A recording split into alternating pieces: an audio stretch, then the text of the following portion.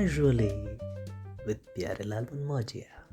स्वागत है आपका आपके अपने शो जिसका नाम है कैजुअली विद प्यारेलाल। मैं हूं प्यारेलाल मनमोजिया और आज मेरे साथ हैं एक यंग एंटरप्रेन्योर, एक youth icon, mister Rohit Sardana. Rohit ji, स्वागत है हमारे शो पे। Hello, sir. Thank you so much for having me on this show. इन्होंने बहुत ही कम उम्र में 34 साल की उम्र में अपना खुद का स्टार्टअप शुरू किया जिसका नाम है परचून.com। तो परचून.com काफी सक्सेसफुल स्टार्टअप है। रोहित जी, किस किस शहर में है आपकी परचून की दुकानें? नहीं सर, दुकान नहीं है सर, ये ऐप है। इस ऐप पे हमारे से बहुत सारे परचून की दुकानें जुड़ी हुई हैं। अच्छा, ये ऐप है। अच्छा अच्छा, तो थोड़ा बताइए हमें अपने स्टार्टअप के बारे में। जी, तो क्या करते हैं हम, जैसे आपके यहाँ लोकल किराना स्टोर होते हैं, इनसे हम कांटेक्ट करते हैं। जी जी। इनको हम अपने ऐप में रजिस्टर करवाते हैं और जो कस्टमर है वो घर बैठे बैठे इन सब दुकानों से प्रोडक्ट खरीद सकता है, प्राइसेस कंपेयर कर सकता है और होम डिलीवरी करवा अच्छा, सकता है। कितना कमा लेते हैं इससे? अ, मतलब कमा लेते हैं सर, ठीक ठाक काम चल जाता है। हाँ, ठीक ठाक। कितना? नहीं नहीं, मतलब अभी तो सर इनिशियल फेज है, तो थोड़ा थोड़ा बहुत ही कितना हो पाता है। चलिए चलिए, आप शर्मा रहे हैं। कोई नहीं, मेरे को आपकी ऐप अच्छी लगी, मैं भी अपने यूट्यूब में ये ऐप जरूर डलवाऊंगा।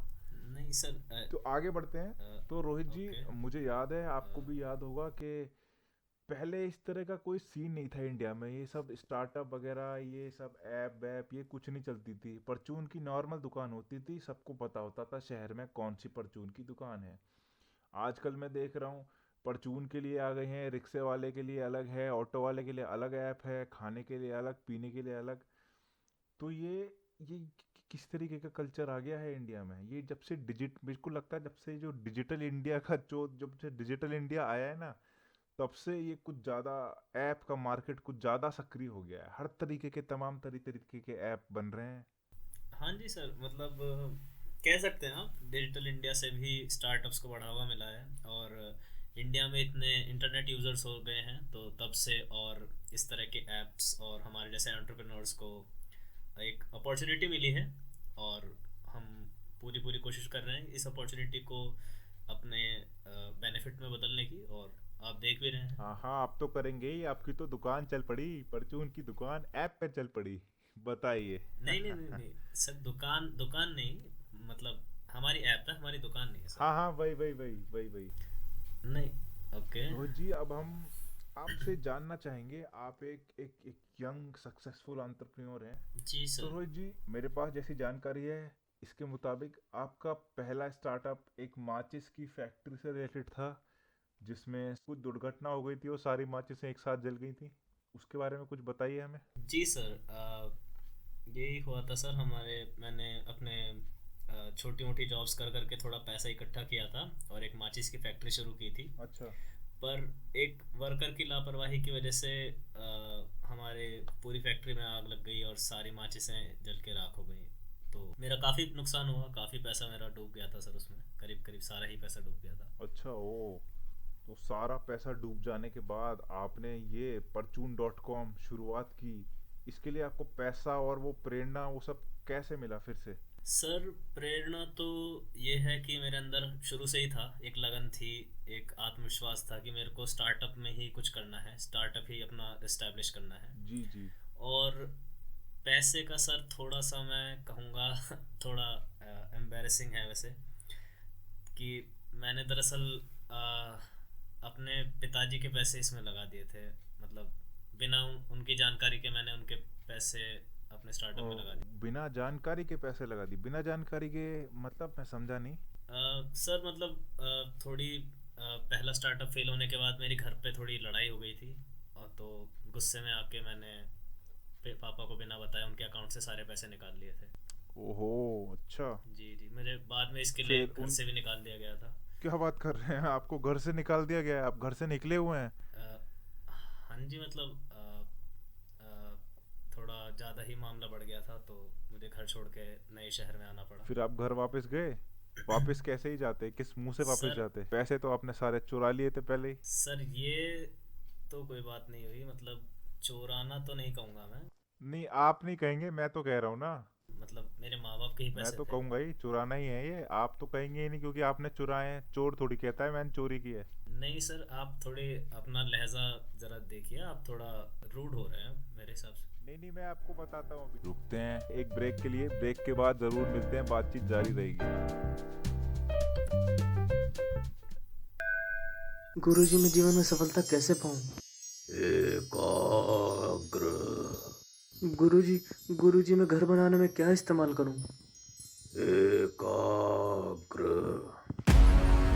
एकाग्र सीमेंट हिलेगा नहीं। चोर को मैं चोर कहूंगा और चोरी तो चोरी होती है। नहीं सर नहीं। स्वागत है दोस्तों फिर से आपका आपके अपने शो कैजुअली विद प्यारे लाल। और आज हम इंटरव्यू कर रहे हैं रोहित सरदाना की। जी सर। दोस्तों मुझे याद है कि एक ज़माना हुआ करता था जब गली में कोई दुकान खुलती थी तो उस दुकान को खोलने के लिए जो दुकान खोलने वाला हमारा बनिया होता था वो साहूकार से पैसे उधार लेता था, अपनी माँ के जेवर गिरवी रख के या कुछ और गिरवी रख के। उसकी बहुत मेहनत लगती थी उस दुकान को खोलने में। लेकिन आज हम देख रहे हैं इस ज़माने में ऐप पर दुकान खुल रही है दोस्तों। ऐप पर, मोबाइल पर रोहित जी ने परचून की दुकानें खोल दी हैं। जी हाँ। नहीं नहीं सर, हमारी सर सर दुकान नहीं है, मेरी दुकान नहीं है सर। हमारी ऐप्स पे आपकी कई दुकान दुकानें नहीं है हैं पर लेकिन मेरी आप, दुकान नहीं है। रोहित जी दुकान कैसे नहीं है? दुकान ही तो है। मक्के का आटा आपकी ऐप पे बिक रहा है, मेरे परचून गली वाले परचून पे बिक रहा है, तो दुकान ही तो हुई नहीं है। नहीं सर, हमारी बस फर्क इतना है कि इस ऐप पर जो आटा बिक रहा है वो आपका भी नहीं सर, है। तो हम एक सर्विस प्रोवाइड कर रहे हैं ना सर, हम जोड़ रहे हैं कस्टमर से शॉप को। तो आप दलाली की सर्विस प्रोवाइड कर रहे हैं और वो दलाली की सर्विस भी कमाल कर आपने रहे हैं चोरी सर, के पैसों से शुरू कैसी करी बातें है। कर रहे हैं?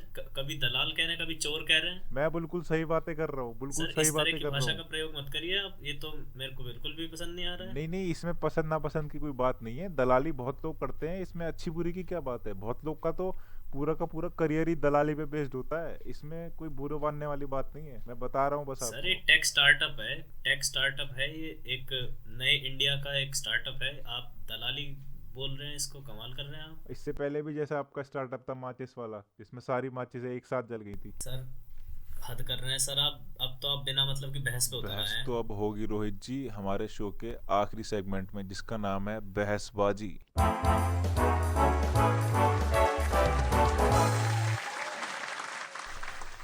दोस्तों इस सेगमेंट में हम कुछ श्रोताओं के द्वारा भेजे हुए सवाल लेते हैं और शो का फॉर्मेट कुछ ऐसा है कि पहला जवाब हमारे जो गेस्ट आए हैं शो पर वो देते हैं और दूसरा जवाब मैं यानी कि प्यारेलाल मनमौजिया देता हूँ। तो रोहित जी आप तैयार हैं पहले सवाल के लिए? जी सर, तैयार ही हैं। पहला सवाल आ रहा है अदिति कुमारी की तरफ से। तो अदिति जी पूछती हैं कि ऐसी कौन सी चीज़ है जो आप अपने जीवन में एक मोबाइल ऐप के ऊपर बिकते हुए नहीं देखना चाहते? रोहित जी।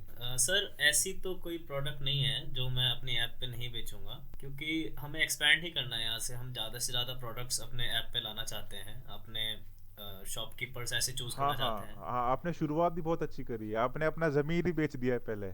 जिसने अपना ज़मीर पहले बेच दिया हो अरे वो तो सर सब कुछ कमाल ही कर बेच रहे हैं सकता है ऐप पे, उसके लिए क्या बड़ी बात है। सर, हद कर रहे हैं यार आप। दूसरे सवाल की तरफ बढ़ते हैं बिना कोई बहस किए हुए। दूसरा सवाल हमें मिल रहा है दीपक चौधरी की तरफ से। ये हमसे पूछते हैं कि क्या जीवन में इंसान का महत्वाकांक्षी होना जरूरी है? क्या लगता है आपको रोहित? जी जी, बिल्कुल बिल्कुल ज़रूरी है सर, किसी भी सोसाइटी की प्रोग्रेस के लिए, डेवलपमेंट के लिए एम्बिशन, महत्वाकांक्षा तो बहुत ज़रूरी है। उसकी वजह से ही तो इंसान इतनी नई नई खोजें करता है, नए नए काम करता है, सोसाइटी ऐसी तो आगे बढ़ती है। अच्छा, तो मतलब महत्वाकांक्षा से सब कुछ होता है? नहीं मतलब काफ़ी कुछ होता है सर, बहुत कुछ होता है, करीब करीब सब कुछ कह मैं सकते तो हैं। इतना कहूँगा कि बिना विवेक और संतोष के इंसान की महत्वाकांक्षाएं उसे जुआरी बना देती हैं, जुआरी। सर जुआरी तो बड़ा ही शब्द बढ़ते हो हैं गया तीसरे सर, सवाल थोड़ा की तरफ। ऐसे भी नहीं है। तीसरा सवाल हमको मिल रहा है। तीसरा सवाल एक्चुअली रोहित जी मैं आपसे पूछना चाहूँगा, ये मेरा सवाल है, ये किसी श्रोता की तरफ से नहीं है, कि रोहित सरदाना जी आपको नींद आ जाती है रात में? सर सो पाते हैं आप रात कमाल में? कर रहे हैं सर, क्यों नहीं आएगी नींद? मैं मेहनत करता हूँ सर दिन भर, और चैन की नींद सोता हूँ सर, इसी वजह से मैं कोई चोर नहीं, ऐसी कोई बात नहीं है। मैं आपको दो शब्द कहना नहीं। चाहूँगा।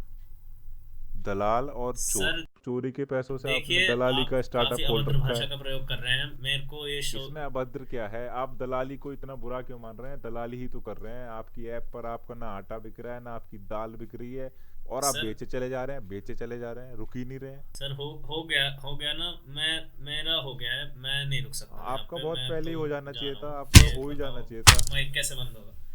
माइक माइक अरे कैसे माइक बंद ऐसे ही होगा बंद होगा जैसे ऐप बंद होगी आपकी। चलिए